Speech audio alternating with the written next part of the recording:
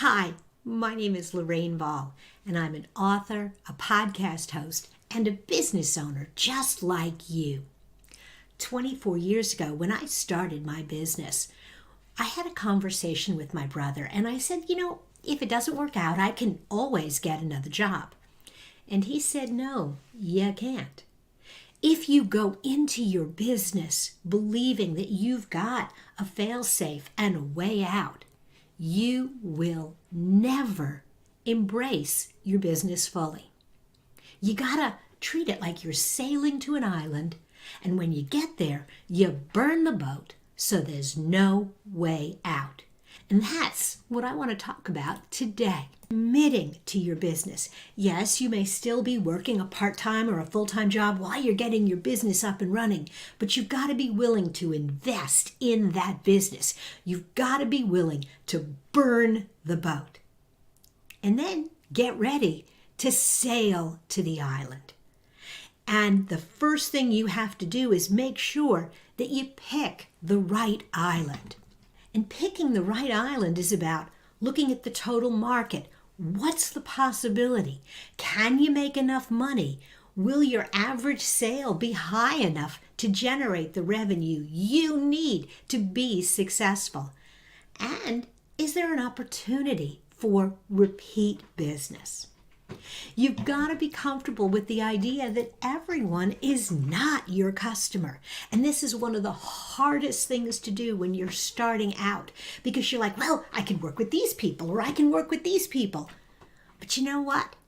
Having multiple customers when you're just starting out is like trying to live on two islands. You're going to spend half your time driving back and forth or sailing back and forth between those two islands, and you're never going to really dig in and establish your home on either island.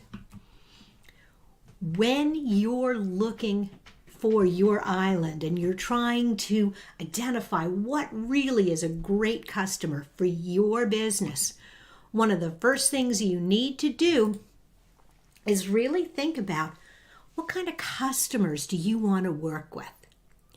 There's a range of customers out there, and they fall in categories from too small to too large. Yes, there are customers that are too large. They're so big, they're going to have so many demands and requirements on you, and as you're starting out, that big customer may bury you. They may take over all of your capacity and you won't have anything left to generate other business. It's great while you're working with them, but when they go away, so does your business. On the other hand, we want to help everybody. But there is a moment at which you have to figure out these customers are too small.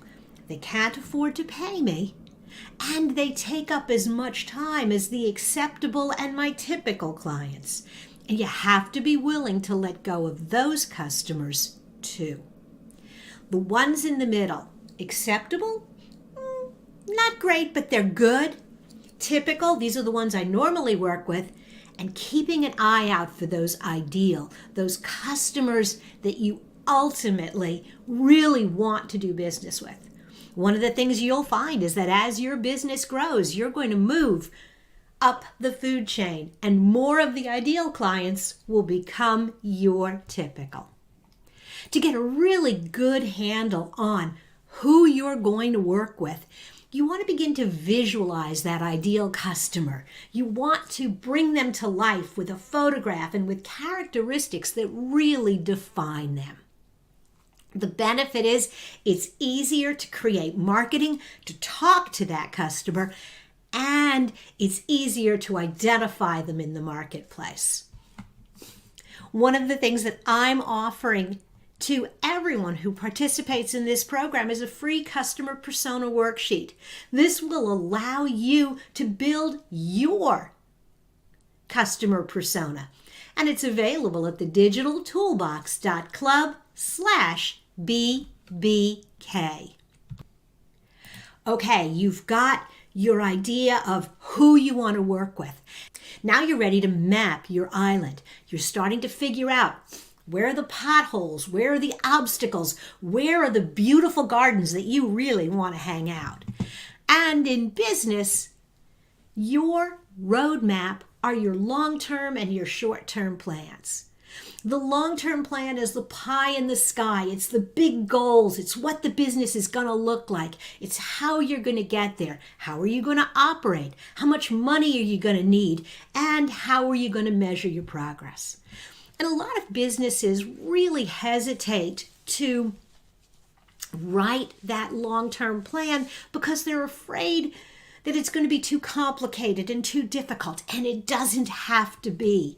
You can start your business with a single one-page plan that just outlines the big ideas, and over time you add to it and you add to it and you add to it. And you know what? I've got a simple strategic plan in my Burn the Boats kit at digitaltoolbox.club/BBK. In addition to your big long-term plan, you need a short-term plan. You need to think about, yes, I want to have this kind of a business 5 years from now, but what am I going to do in the next week, 30 days, 60 days, 90 days that's going to get me there? How am I going to make little progress? How am I going to measure it? This is where you really need to think about realistic timelines.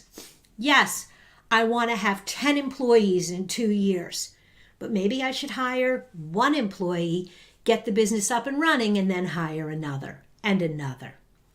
What's realistic? I'm going to sell my first $10,000, $50,000, $100,000, but maybe I'm not going to do it this month.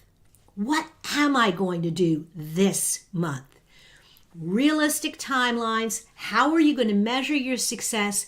And then action plans. 90 days, 60 day, week, even daily. Getting up every morning and saying, you know what? Today I'm going to do this.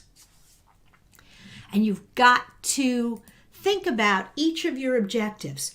I want to have this many customers. I want to have this much profit.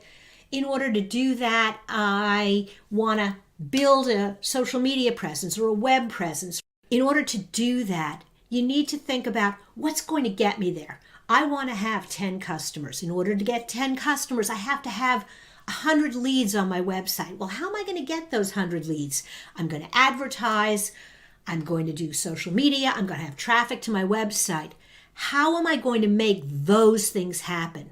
Not the big picture goal, but today's objective. I want to drive 100 people to my website. I'm going to run an ad. I'm going to post on social media, and I'm going to measure the results. You should measure your progress against all of your goals, all of your objectives.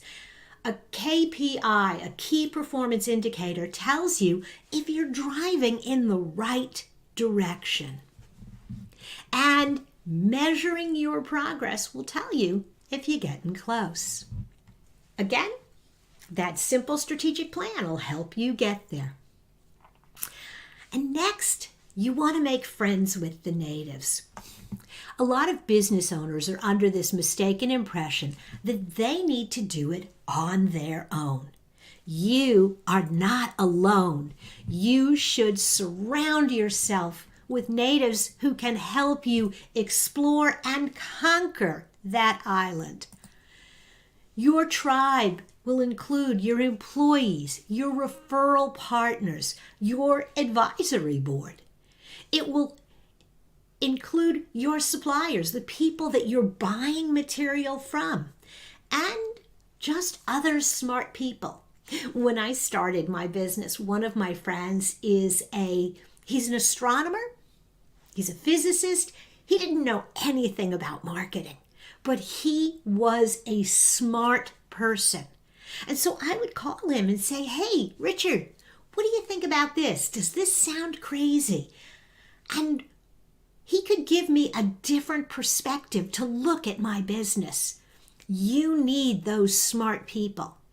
Maybe you already know them, maybe they're already out there, or maybe you need to get out and network a little bit. Go to those Chamber of Commerce events, go to those luncheons and breakfasts. But when you go, remember that networking is about the connections. It's not about the sale. You are not going to sell something over rubber chicken or stale Danish. But you might find that great connection, that person who really can change your business. And you can build those relationships over time. One of my favorite relationships was a guy that I met at networking. He had a remodeling company. I had a marketing company. We had literally no overlap, but we enjoyed each other's company. We thought the same way. We laughed, we brainstormed, we talked about business issues, and you know what? When it came time for both of us to find offices, we decided to buy a building together. That little white house was home to both of our businesses, and it would never have happened if I hadn't been open to that networking conversation. Not sure how to get started with networking? You know what? There's a guide to better networking in my Burn the Boat kit. digitaltoolbox.club/burntheboat. And now you're ready to explore your island. You're ready to get out there and give it a try. Go to your island where you're going to create your business opportunities and commit. Don't be afraid to burn your boat and really dive in. Make sure you arm yourself with some tools. Customer persona worksheet, strategic plan outline, a networking guide, and you know what? I've even thrown in a web design planning guide. These tools won't solve all your business problems, but they will help you get started. And if you're looking for other marketing tips on a regular basis, check out my podcast, More Than a Few Words. Every week, I have conversations with marketing professionals and business owners from around the world. These short conversations run 10-12 minutes, and you'll walk away with practical tips you can apply to your business. And so as you get ready to head out on your journey, I'm wishing you lots of success. Go ahead, sail to your island, and burn